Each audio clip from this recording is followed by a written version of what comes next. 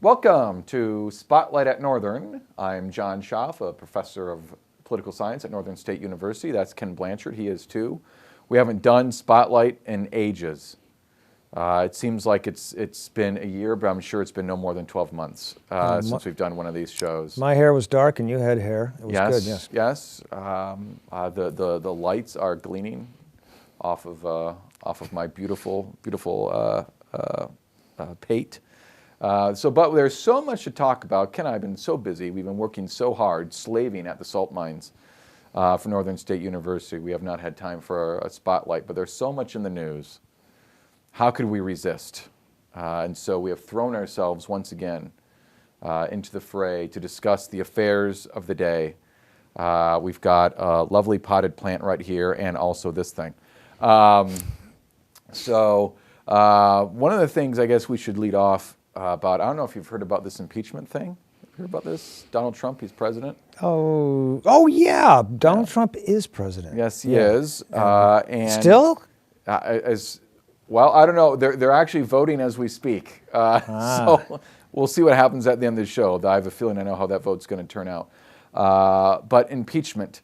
Give us some thoughts. The Democrats impeached Donald Trump about, as we filmed this, it was about, I don't know, 8 weeks ago or so, in the middle of December. I get little, as we sit here right now, I think the Senate is voting whether to convict or not. I think we're all pretty much assured he is not going to be convicted. But I don't know, what got into the Democrats' heads on this thing? Is it working for them, not working for them, just, unjust? What are your interesting word usements on impeachment? Well, as it happens, as you know, today at noon I did a noon forum on campus, which is, for anybody out there who doesn't know, it's an occasional show we run where somebody comes in and talks on some topic, and it's a lot of fun. Every noon, and on Wednesdays, every Wednesday at noon at the library, and we get a lot of people from the community as well as some students. And my theme, suggested not by me but by our colleague Professor Marmerstein, was zombies and impeachment. And somewhat tongue-in-cheek, I made the argument that the Democrats have been infected by a zombie-like virus and simply cannot keep marching. I would say they're out to eat brains, but in Trump's case, there's some controversy there, so I will leave it off the table. But they do seem to be, in some sense, out of control. And what I mean by that is this. If you were really going to try to impeach him, or at least to make the best case for impeachment, you might have been better off not spending a year chasing the Russian collusion story, which turned out to be unsupported. Because I've heard it argued or read it argued, and it seems plausible to me that it's really hard to take the impeachment process seriously after that, because it looks so much like, maybe it's not, but it looks so much like the Democrats are determined to get Trump one way or another, and so this is going to go on even if he's acquitted today. We're going to get a new impeachment movement after this, and it's going to last for at least the rest of the year, perhaps 4 more. We'll see. That's a possibility. It just doesn't. I mean, I'm not talking here yet about the terms of the impeachment. I mean, he's basically being impeached on 2 grounds: contempt of Congress, and the claim that he misused his power in trying to get Ukraine to serve his political interests.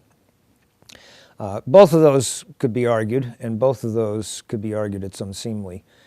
It's hard to see that they rise to the level of impeachment, to use the current language. There doesn't seem to be any crime involved in either one. And the Democrats have basically acknowledged that.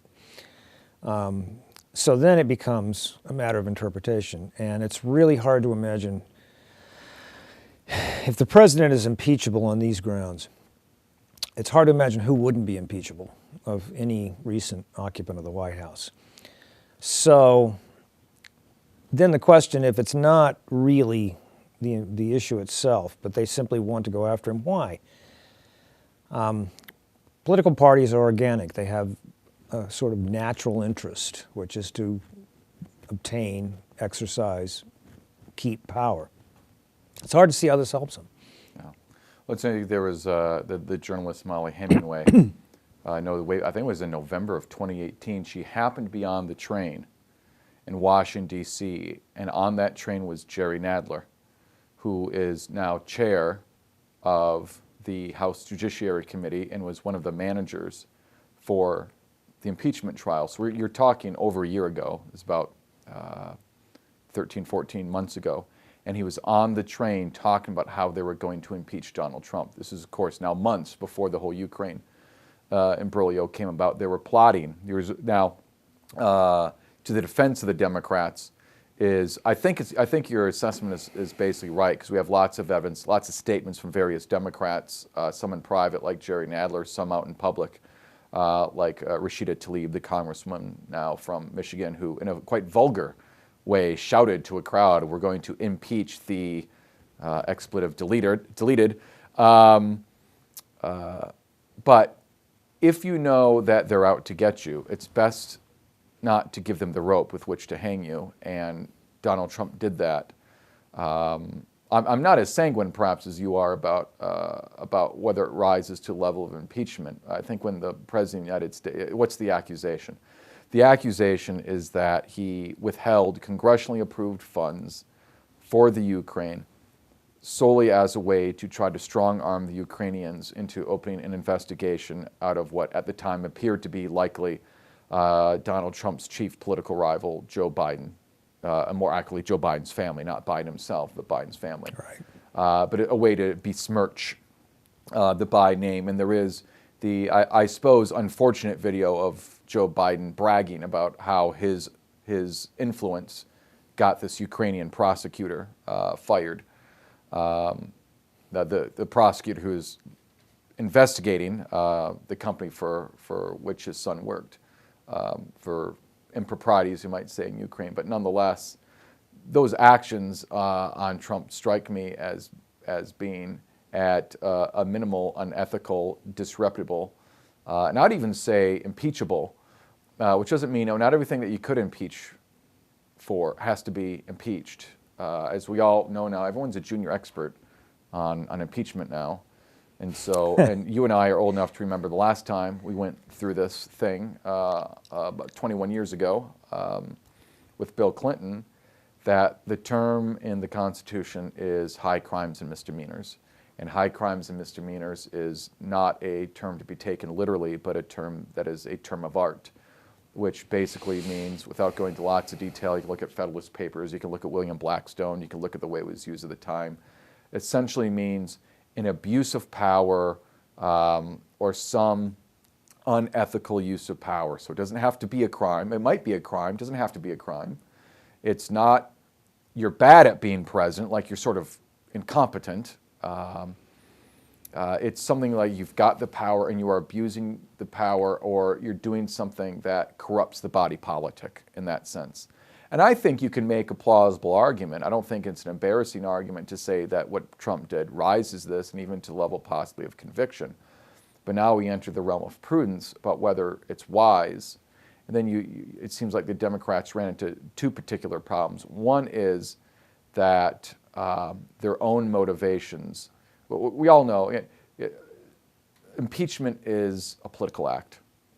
Meaning, as I say, it's not a legal act. It's not like there's a statute that you go to and say, you know, I want to know whether this amounts to first-degree murder, and you go to the statute and you look at all the things that have to exist for this to be first-degree murder, or any kind of crime. There is nothing. So if it is about abuse of power or corrupting the body politic, that takes judgment, which is what I mean by political, right? You just got, people have their priorities. They're going to argue their priorities. So if it is political, then it means you have to use your judgment about whether this is the right tool to use at the time. And it seems to me that the Democrats were a little bit too obvious in how political it is, right? There's always a mixture of politics, altruism, and there may be a little bit too political, and maybe political in the more crass sense of mere grasping for advantage. the willingness or the desire to besmirch Donald Trump in the eyes of the public, which I think Trump does a pretty good job of doing that on his own. I don't know that he needed a lot of help, but nonetheless, they try to help him, and maybe the way they are trying to help him was too obvious. And also, then it's a question of when you have an outcome, frankly, that was preordained. I don't think anyone doubted once the impeachment hearing started that he was going to be impeached. The Democrats had the House majority. It was going to happen. But we also knew he was never going to be convicted because you'd need like 16, 17 Republicans to flip. And that was, not that, well, 13 or 14 Republicans to flip. And that was never going to happen. And so when you've got a process that's foreordained, why put the country through what was inevitably going to be a highly bitter, obviously we have a problem in our polity right now of polarization, of distrust, and this is a process that was not going to do anything to heal that, whatever words the Democrats might have said, but was going to be picking at the scab. It was going to be, pouring salt on an open wound. Whatever your scab wound metaphor you choose, that's what it was going to do.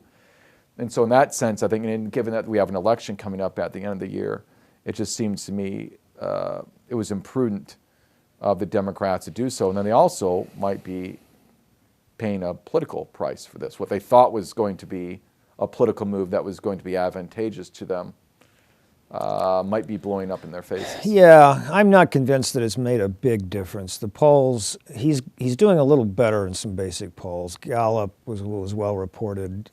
He's got his best numbers in approval, disapproval, but that's still like 48 disapproval, 49 disapproval, which you and I agree probably puts him in pretty good shape for re-election. Well, if he's at 49% in, say, October, if he's still I don't see how he loses. Yeah, I'm talking about job approval, not election polls. I'm talking about job approval. Right. If he's at 49, he wins. I think he wins. But we don't need to beat the actual issue to death too much here. But I thought that's what we did for a living. Maybe that is. Here's the thing.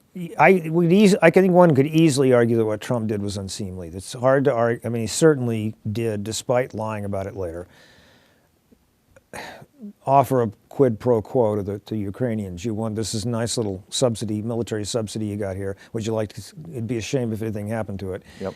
We want you to investigate the Bidens. The problem with that as an impeachable offense is, if Trump believed that the Bidens might actually be guilty, and Trump certainly is capable of convincing himself of that, guilty of some kind of mischief, it's entirely appropriate for the President of the United States to ask Ukraine to investigate it.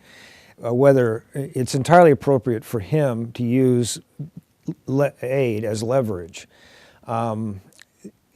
Is there anything illegal about acting out of political motive? No, presidents pursue policies all the time. Well, except that you've got money that's been appropriated by Congress, and he can't not spend it except under certain circumstances. Right, but that's which is what the GAO said when they said he was acting illegally. Although, I don't take what they say as gospel. Well, right, but my point simply being that political motives, there's nothing wrong with political motives. Presidents pursue policies and use their powers in ways they hope the voters will reward them for all the time. There's nothing wrong with any of that.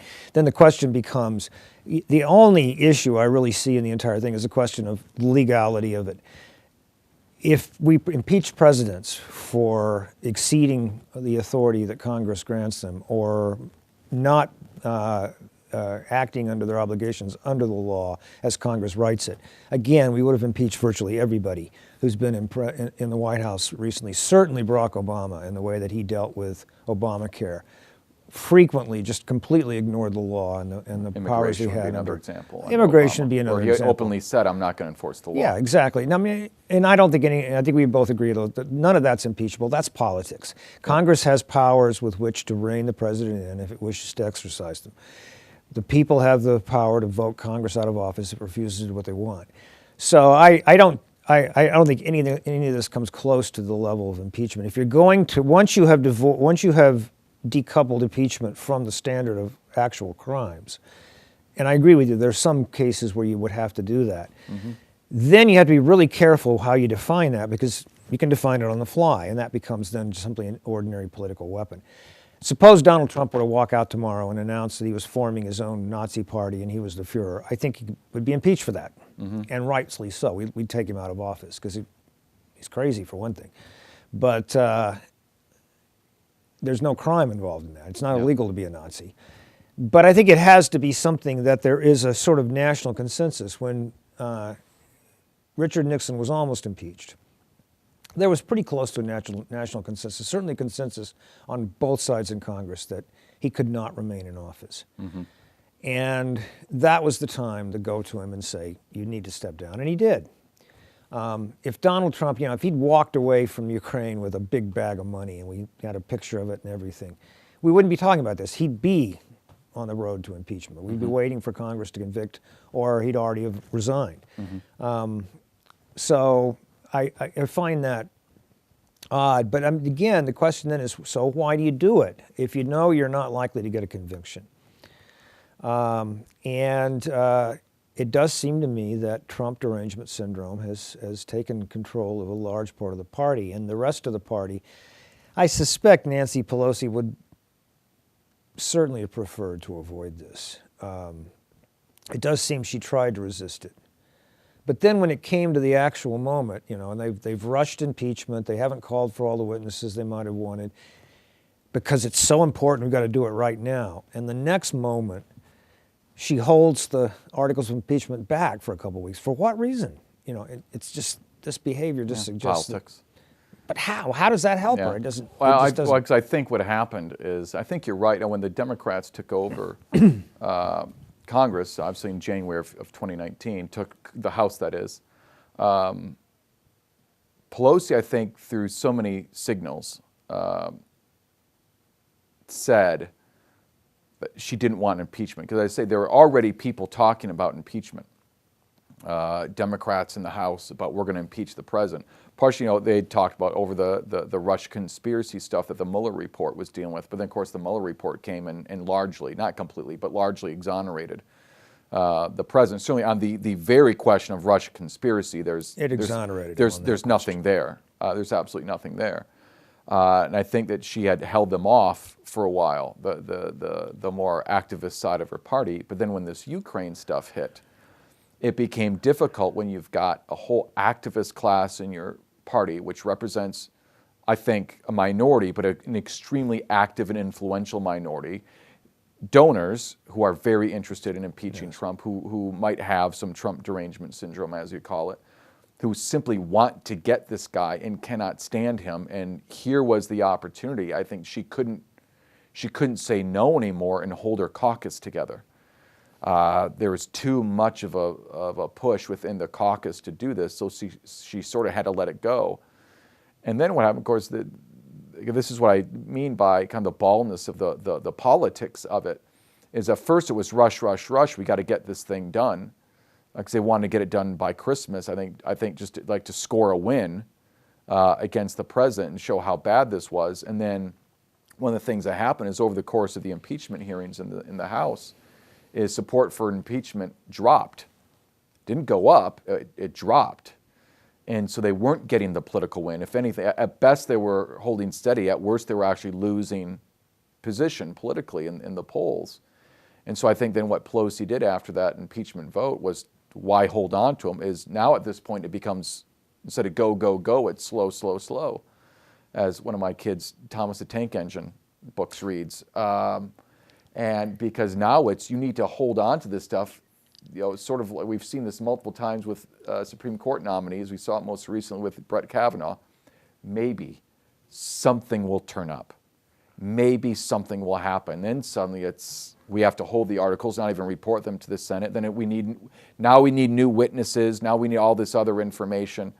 And now it would slow things down, because I think they were trying to stall for something to break that might change the calculation. They thought maybe they had it with John Bolton's, what is rumored to be in his forthcoming book, which it's rumored that he confirms the quid pro quo and kind of maybe the worst interpretation of the president's actions with Ukraine. But at this point, I think that obviously the Republicans were in strong position because they have the majority and they can control if there are any witnesses or not.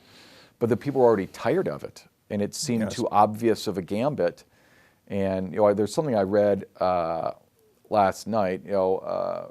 President's State of the Union was last night, and saw a poll today, CBS News, 82% approval for the President's State of the Union address. But at the end of it, famously or infamously, Nancy Pelosi made a show of while Trump is about to leave the lectern, she rips up the speech, right? This act of defiance.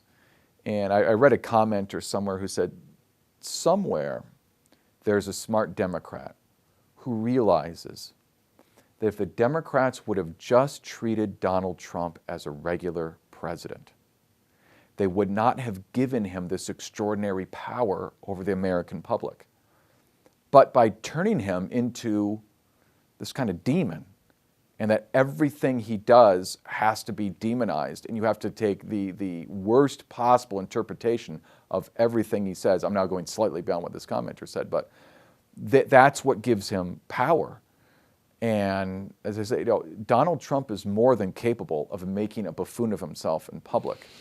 Yet the Democrats, in this, maybe this is how they rationalize it, in this attempt to not normalize President Trump's abnormality as a political figure, what ended up happening is they've become more like Trump. They've become extreme. Too many people in the caucus saying obnoxious things. They themselves the president did not shake Nancy Pelosi's hand. That was bad form. But so is ripping up the president's speech on camera right after he delivers it. That's also, I mean, one is bad manners. The other is a petulant 3-year-old. And so is apparently practicing the ripping up before it happened. Yes, which apparently she did. Apparently, So it was apparently staged. that's on She knew when as she well. went in, Yeah, she was going to rip this it was up. clearly a staged moment. And it just seems to me such a stupid thing to do.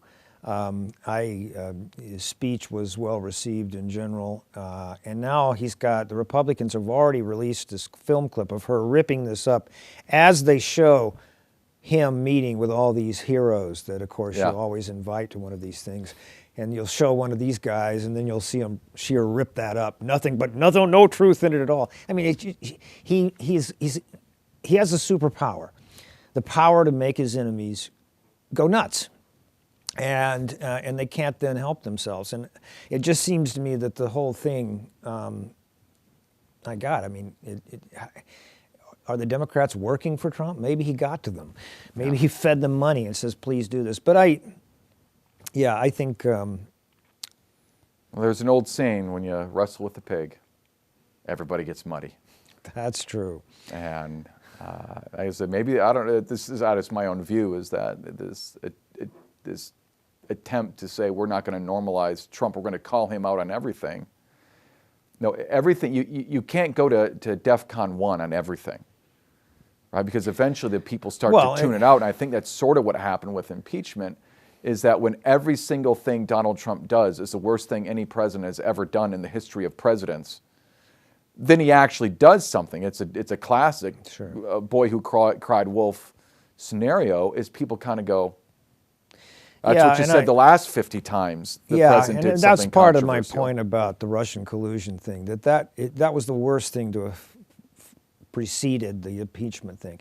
I mean, timing is everything in politics. It was argued once, I think correctly, that if the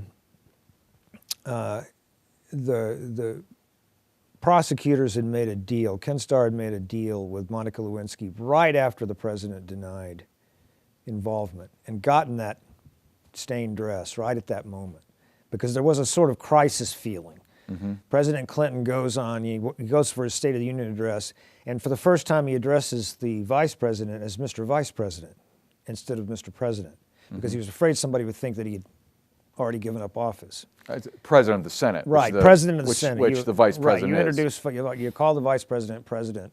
Until then, that's what they'd always done. They would say Mr. President when he looked at the Vice President, because he's President of the Senate. And Clinton instead said Mr. Vice President, which I think now has become the norm. But the question, right at that moment, it was critical. But Ken Starr waited because he wanted to. He didn't want to give Monica Lewinsky immunity, and it took a while before he got what he wanted. By that time, people were getting tired of the whole thing. Yeah. And much the same thing happened, I think, to Donald Trump, and that's part of the problem that the Democrats have been facing. Meanwhile, Donald Trump. It's hard for me to think of a president who's done more than he promised to do in his first term in office than Trump in terms of things that simply he's accomplished. Mm-hmm. He's got a trade deal with Canada and Mexico. He's got at least the beginning of a trade deal with China. He moved the capital, he officially recognized Jerusalem as the capital of Israel, which has been American law for a long time. He's the first president to actually acknowledge that and put it into effect. He's been accused of being an anti-Semite, which if it's true, he's a really bad one. Yeah. He's really bad at it. And then the news has come over that arrest of illegal border crossers in the southern border has fallen precipitously because after several really bad policies, he finally struck on one that works, which is to simply say, okay, you want to apply for asylum, fine, we'll take you seriously, but you have to stay in Mexico until we evaluate your claim. Amazing how effective that's been. Neither of the Bushes could adequately stop the flow of illegal immigrants. Clinton, despite saying it was a serious issue, never did anything about it. Obama certainly never did anything about it. Trump may have solved the problem. I mean, that's extraordinarily serious policy success. And so all this is going on in the background while everything up front is distracting our attention. Now, if Donald Trump wasn't Donald Trump, he might be at like 55, 60% approval. Oh, I think I think that's probably true, although it's entirely possible if he wasn't Donald Trump, he wouldn't be accomplishing any of these things. Congress would be focusing on stopping him from actually succeeding in these policies instead of spending all of its time trying to remove him from office or blacken his reputation. I'm not sure that's true, but I think it's possible. So, but, and then while all this comes on, I mean, if worse came to worse for this show, nobody's watching impeachment, not only because they've gotten tired of it, because there's other crisis that happens right at the same time in Iowa. They're still not done counting votes. I understand. And I wish I was kidding. They're still not done counting votes. Last I looked, it was like 82% in, they say. As we are now at 2 days of counting in. So, but the way the results look right now out of Iowa, I guess we can talk about the debacle of the vote counting where the app failed. My curmudgeonly self says this is what happens when you throw technology at a non-problem. They didn't have a problem in Iowa until they went to phone apps to count votes, and then suddenly they had a problem. But nonetheless, the way the votes are now, it's essentially a tie for Pete Buttigieg and Bernie Sanders, which I think is, while it's a great victory for Buttigieg, who had been in decline. Tim Carney for Washington Examiner wrote something even on Monday night when there weren't really any numbers, but Carney was in Iowa doing reporting, and there was a lot of anecdotal talk, and he said, we all know one result from Iowa, which is that Joe Biden lost. Yeah. Which now that we have some numbers, Biden is certain to come in fourth. I think there's maybe a slight chance he'd actually come in fifth, though unlikely. Amy Klobuchar is fifth. But Biden's fourth, he'll get no delegates. And when one is running on the platform of I'm the electable one, it helps to win elections. And it also, while the latest poll today out of New Hampshire has Bernie Sanders way ahead in New Hampshire. So at least Biden will start 0 for 2.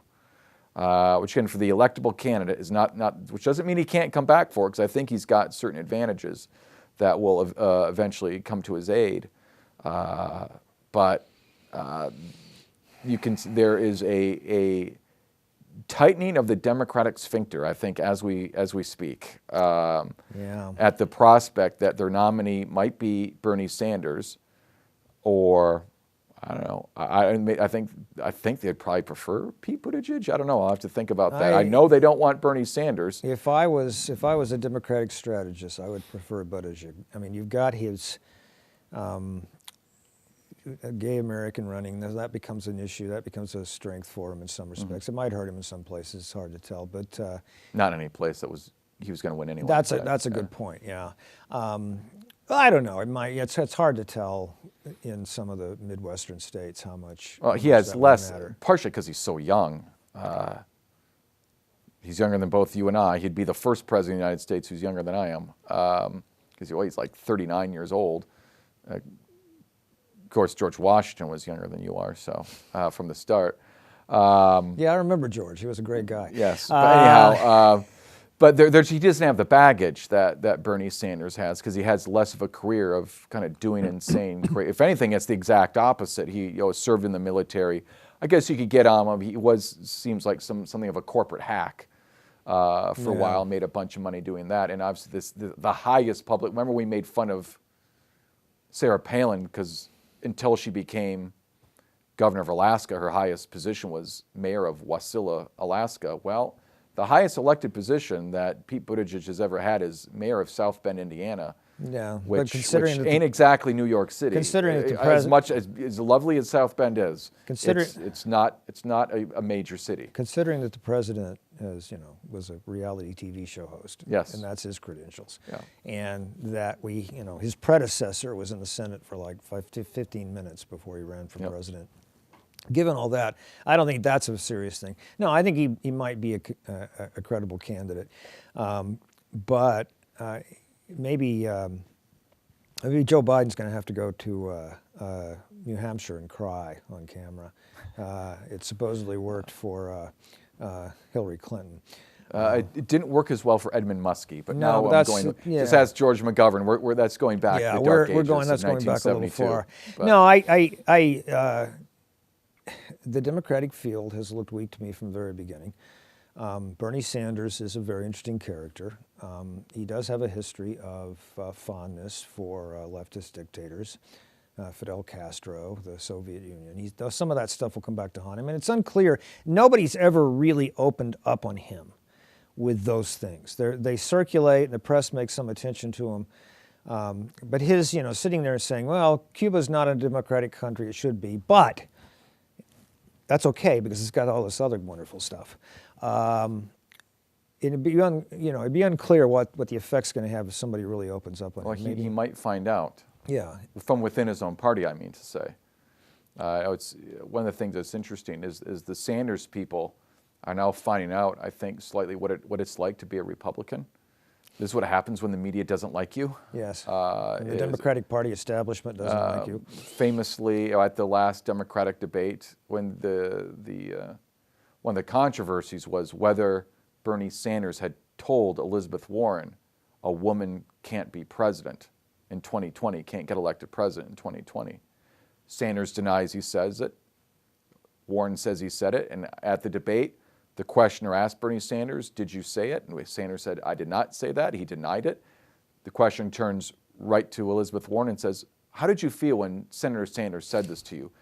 Taking for granted what Bernie Yes. Sanders had just denied, Yes. that he had said it. Even the other day, Dana Milbank had an article at the Washington Post about how tired and old Bernie Sanders is and how can he possibly be president. I think you're going to see the cannons are turning because The Milbank article I found almost breathtakingly vicious. I mean, and I'm no Bernie Sanders fan, but it was describing him as if he was on death's door, a zombie walking around in the Senate chamber. Clearly, Milbank thinks that Sanders is unelectable. He wants somebody who is electable. And so he wants Sanders out of there. But I mean, Sanders' ill treatment by the Democratic establishment is long-standing. Hillary Clinton cheated in the debates with Bernie Sanders. CNN cheated by allowing Hillary Clinton to get questions ahead of time so she could prepare for it.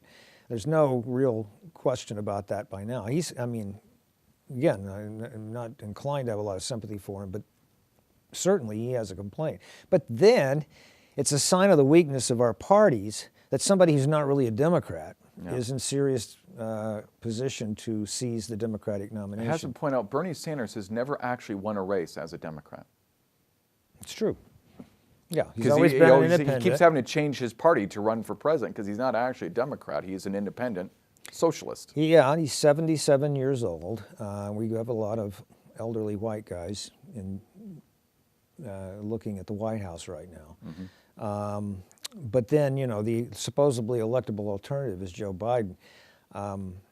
I'll tell you, I wouldn't bet my own money. If somebody gave me a pile of money, I would bet it on his reelection. It just seems like Trump's reelection. Trump's It seems like reelection, he doesn't have any real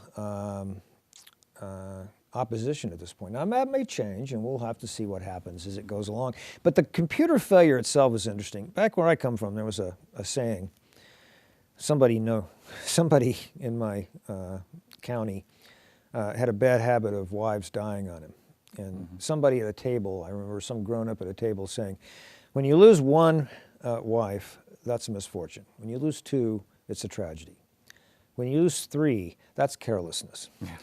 The Democrats have had a habit of these computer blow-ups. The Obamacare rollout, which the whole system crashed and burned. Hillary Clinton may have lost the election because Democratic computers were hacked. They tried to hack the Republicans, but they couldn't. They didn't get through. And now, perhaps John Podesta's password should have been something other than password. yeah, assuming Which that literally was his password. Was password. He denies it now, but if that's true, Yeah. yes, these were easy marks. Yep. But this blow up of the app that they were counting on, and I mean it gets better than that because the company that made this app was apparently much of their higher ups were Hillary Clinton supporters from one point. And the name of the company was Shadow Incorporated. I mean, what was Sith Lord Incorporated not taken? Was already taken or something? I mean, It is just something like a Count Dooku movement or moment. yeah, exactly. There's moments. I wonder if he's a good guy, General Grievous. Exactly. The moments Darth Sidious. Is that a good guy or a bad guy? Moments when I think that my subconscious is writing the script for the external world. This just seems like a dream scenario. And then they produced this thing. And apparently, I mean, the officials in Iowa lied through their teeth for months. They claimed back in January that it had been rigorously tested for security and for... It hadn't, obviously. The people who were supposed to troubleshoot and manage it didn't get a copy of the program until, like, yesterday, after the thing had already collapsed. Democrats... There's a kind of carelessness with regard to computers, and I don't know how to explain that. So I'll point out, remember famously Mitt Romney's app, Orca, is that what it was called? Which collapsed on election day 2012. Yes, Some people say cost them the election because it was their get out the vote app, especially in Ohio, and it collapsed, it crashed on election day and it didn't work. And so they couldn't get their vote out. And yeah, so it's not, yes. Mitt Romney went into that election day thinking he was going to win. Yeah. With reason. Yeah. And it didn't happen. But I'm with you. Let's not speak anymore of the 2012 election. Let's think of 2020. I'm always tempted to be Barbara Walters and say, this is 2020. But in the 2020 election, I've long been bearish on Trump's chances, mostly because Trump has a strange, simply as a political phenomena, he's strange. He's strange in other ways too, is that he seems to have, compared to most politicians, most presidents, a very low ceiling, but a pretty high floor, right? Yeah. So he has a hard time getting above the mid-40s in popularity, but he never really drops far below 40. He's dipped below 40 a few times, but essentially he's got a floor because he's got this cadre of extraordinarily dedicated followers. His quip from 2016 that he could shoot a man on Fifth Avenue and not lose votes. There's some truth to that. And so it means there's not a lot of volatility, but I just think I've always thought his ceiling was so low. And what happened in 2016 is he drew the right card on his inside straight, and it was just like everything had to go his way, and it did. And the capacity for him to do that again, to get kind of that lucky again, I didn't think was going to happen. When best case scenario I saw is once again losing the popular vote, winning electoral college. I may have changed my mind in the last 48 hours. I'm still about 50-50. Mostly because you can flip that the other way. As much as there's a cadre of people who love Trump almost no matter what he does, the exact opposite is true. Is the other side, as we're indicating, perhaps to their own detriment at times, really hates him, and they are motivated. But this is the problem that they have: is they can't seem to settle on a quality candidate. Maybe it speaks something about the lack of depth of the Democratic bench. Is they don't have what they need is someone plausible and basically talented, but they don't. What they need is a decently moderate governor, but they don't really have any of those. The people, the kind of the up and comers in the party are a little bit too young to run for president. Most of them are also very far to the left, and the party activists who choose the nominee seem uninterested in the more moderate. We had a bunch of moderate congressmen run, and virtually all of them have dropped out. Tim Ryan and Joe Delaney, we don't even remember who these people are, if you ever heard of them, or the governor of Montana, whose name I can't even remember, dropped out. These are the kinds of people that they should have been rallying around, who could actually give Trump a run for his money. But then what they've got, the final four, you might say, I'm sort of leaving Amy Klobuchar out of that because I don't think she's a real credible candidate for the top of the ticket. You've got Bernie Sanders, who's a bit nuts, right? A bit extreme, and there's a lot of baggage there. You got Pete Buttigieg, who's completely untested in a national campaign. You've got Elizabeth Warren, who has run a terrible campaign and has snatched defeat from the jaws of victory and has a horrible habit of sticking her foot in her mouth. And then you got Joe Biden, who has the same disease, who is also prone to same crazy things. And the thing about Joe Biden is, he has been in politics since 1974. It's almost half a century at this point. And he's never won a real contested election because he's always come from a heavily Democratic state, and every time he's tried to run, he's run for president twice before, and he has flopped miserably. And he just, whatever it is, he just doesn't seem to be able to seal the deal with actual voters who aren't automatically predisposed to be in favor of him the way he could for 40 years running for Senate in Delaware. When I was one of my first teaching jobs as a part-time, brand new PhD candidate, was in San Bernardino, and I can remember lecturing about Joe Biden's run for president. This would be 1988. Yeah, that was a long time ago. Yep. And so he's, it's sort of amazing. He got caught in a plagiarism scandal. Yes. In fact, he had surgery sometime around then. I remember saying to one of the classes they might be removing another embarrassing story from his resume. Yes. If it hadn't been for his choices, him being chosen as vice president, it's hard to imagine he would be anywhere near this position. And he's now their alternative electable person, just like Hillary Clinton was their electable person last time, and of course wasn't electable. I think that presidential elections are generally not won by people choosing how to vote. They're won by people deciding to vote. Yeah. And it's true that there is a very vociferous anti-Trump vote out there, and there certainly is a fondness for Bernie Sanders. So if he runs, he's going to get part of that base in a big way. But I suspect it's possible he will alienate a lot of people who would have chosen to vote, and if they'd chosen to vote, would have voted Democrat. And so in places like Michigan and Wisconsin, Pennsylvania, these states that Democrats really need to win, it was Hillary Clinton on election night who ended up having to try to pull an inside straight and couldn't do it.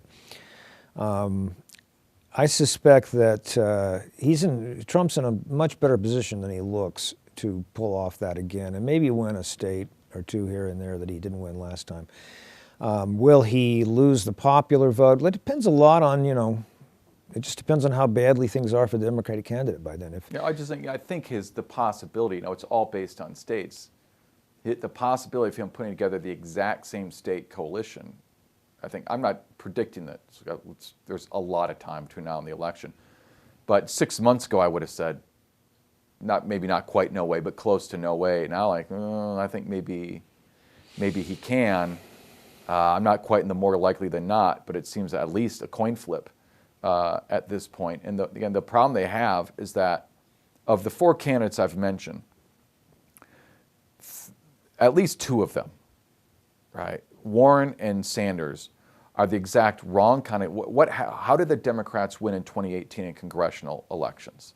Is they ran a lot of moderate candidates in places where Trump had done well, right? Where he had won by, not a lot, but a little. So they were Trump districts, but they were gettable.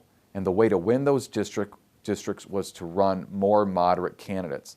Well, whatever you can say about Elizabeth Warren and Bernie Sanders, they are not moderates. They are not the kind of people who are going to get your suburban, self-employed, kind of professional people who are really turned off by Donald Trump's theatrics and his vulgarity, but also would prefer not to have their retirement income rated. These sorts of things.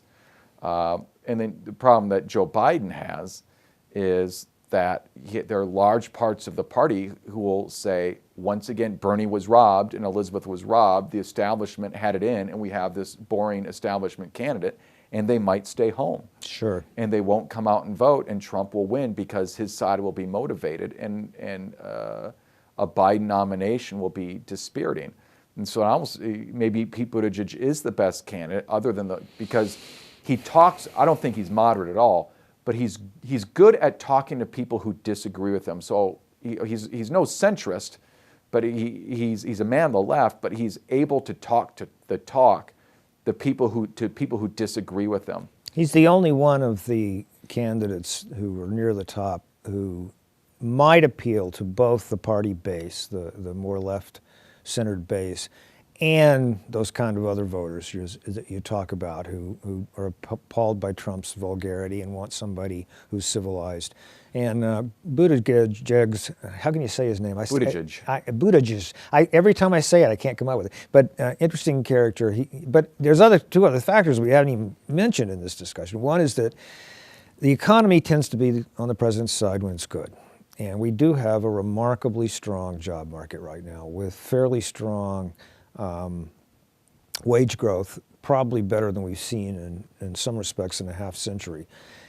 That's a lot for the president to brag about, as he did last night in his State of the Union. We've also got, I think, just an attempt by the president and his people to reach out to groups that traditionally, of course, have voted heavily Democratic. He's reaching out to the African American community. He's reaching out to, in particular, Hispanic Protestants. Mm-hmm. Now, I'm always skeptical about those attempts because voters tend to be pretty predictable in their alliances. Hispanics, some African Americans, very reliably. African Americans certainly very reliably pro-democratic. But if Trump is able to slightly alter that I was about mix. to say, the African American vote is so decidedly Democrat. If Trump wins 15% of the African American vote, he waltzes to victory. Yeah. Right, because that'd be more than any Republicans had in ages. Right. 15% is really good, and obviously everyone who votes for Trump is someone who's not voting for the Democratic candidate, and so he's gaining votes at their expense, and which is I think why he's doing this which is interesting because I think that State of the Union address last night was a preview of how he intends to run for president, which is he thinks he's got a really good economic message, and he's got the numbers to back that up. You could argue about whether he deserves the credit, blah, blah, blah. Well, presidents always get credit for this stuff, whether they deserve it or not. So he's got a good economic message. We have not started any major wars, and if anything, we've ramped some down over the last 4 years. And so from a position of strength, he's saying, I'm going to now start picking at Democratic constituencies. And he can say, I signed criminal justice reform, right? I'm for school choice, which is popular in the African American community, who are the ones who are often stuck in bad urban schools. African American unemployment is at record low levels. I mean, It's not an accident that he's talking about this, or one of his ads during the Super Bowl was a criminal justice reform ad with an African American woman who had been jailed and was set free because of this reform. and that's something that conservatives were fairly uniform in criticizing. One of my favorite blogs, Powerline, they were very vehemently opposed to that. But I think you're right that Trump Well, looked at this. politically, it's a win for Politically, Trump, whether that it's was good policy or yeah, not, and is a exactly. different question. That's my assumption, is that he saw this as a chance. But very few Republican presidents would have made that kind of, would have even seen that as a possibility, let alone go through and back it. And his ability to do that on occasion puts him in a pretty strong position. Again, yeah, you're right. 15-20% of the African American community. 40% of the Hispanic community, and he probably wins the popular vote as well as the Electoral And College. when Elizabeth Warren and Joe Biden say openly, we're going to put the fracking industry out of business, you just lost Western Pennsylvania. Yeah. It's just, so I don't know why you say that. One of the things I'll say about Biden is, on the whole, he's been good at not saying some of the crazy stuff other members of the party have. He's never really come out in favor of the Green New Deal. He's never come out in favor of Medicare for all. He's never quite come out for free college. He sort of says nice things about them, but doesn't say, I'm for this. Other than, a few weeks ago he said he's all for banning fracking, which is, as the president last night said, this is what has made America energy independent. And so it's this sort of foot-mouth. And one of the things, we should be wrapping up soon, is one of the things I think people need to realize is, there are two sides to things. What people often interpret Trump in the following manner, which is, why is it that Democrats or why certain Republicans are so strongly in favor of, I'm getting a note.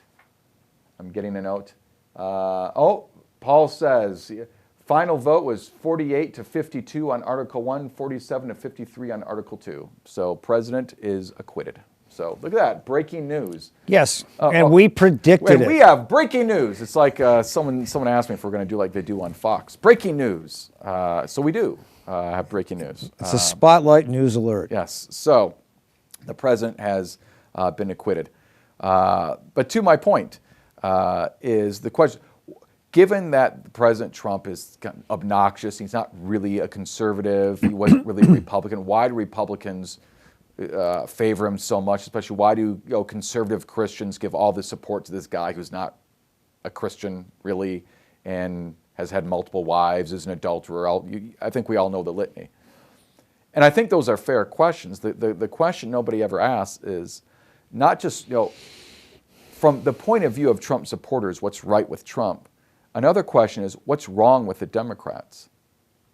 Why is it, given all of Donald Trump's obvious flaws, why is it that people who really shouldn't be supporting him still support him? And it says something about the other side that, in fact, I think Van Jones was saying this, he's said it multiple times, former Obama political guy, and now on CNN, I believe. And it's simple. You have to talk to these people. And like I said, when your average suburban person hears, what I'm going to do is I'm going to make your energy costs go up by 300%. Well, but it's also, This is not what they want to hear. When Elizabeth Warren says, I'm going to tax your wealth, or these sorts of things, this is not what people want to hear. I think it's in many ways worse than that, and I'm going to try and have the last word here, but because we're running out of time. But Leonard Pitts, years ago, I thought Leonard Pitts was one of the best up and running coming columnists I'd seen. He was bright.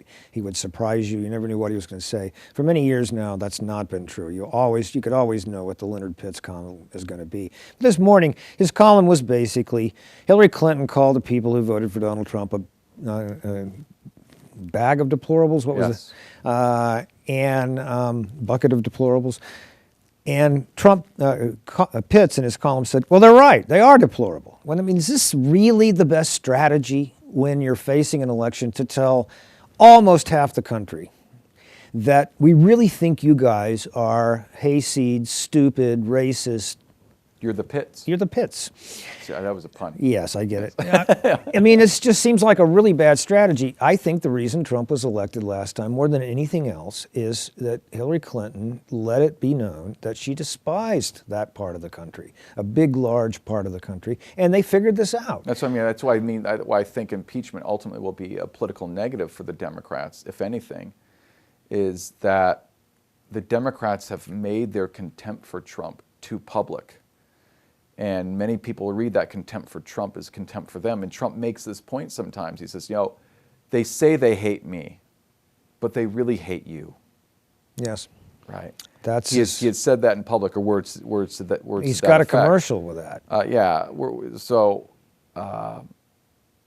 that's what I mean is that some smart Democrat at some point is going to figure out that you have to talk. There are people who are gettable. Like I say, until maybe 48 hours ago, I would have said Trump's reelection was unlikely, and I think for good reason, because I think he's largely incompetent as president. Whatever policy success he's had, he doesn't know how to handle the job.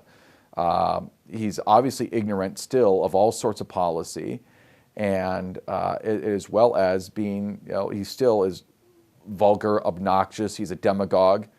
And when you can't beat that guy, because what you try to do is try to beat him at his own game, and so you're getting muddy while wrestling that pig. If they would have just moderated themselves and kind of treated Trump normally, they might be waltzing to victory now. As the people really, I don't think many people really relish 4 more years of the Trump reality TV circus. But you have to give the people a plausible alternative to that, and I think the Democrats struggle to do that. I'll give you the last word and we'll get out of here. I would just say that while I tend to agree with everything you said about Trump, I'm always holding a little bit in reserve. Machiavelli once said, when you see somebody making lots of mistakes, but he seems to be winning consistently, there might be a method to his madness. And maybe Trump is not quite as dumb as we thought he was, but there we go. Yep. He certainly is clever. He has a certain kind of virtue, you might say. That was a Machiavellian comment. Yes. Right? You can look it up. I have no idea if our email, spotlight@northern.edu, even exists anymore. But maybe it does. And if it does, you can shoot emails to us at that address. Otherwise, who knows? Are we going to do this again? Who knows what we're doing? We're kind of winging this. Yeah, we're winging it. We'll do it again. Sure, this is fun. Hopefully there's a next time this semester for Spotlight. And until then, I'm John Schaaf. He's Ken Blanchard. And join us for that hopeful next time of Spotlight at Northern.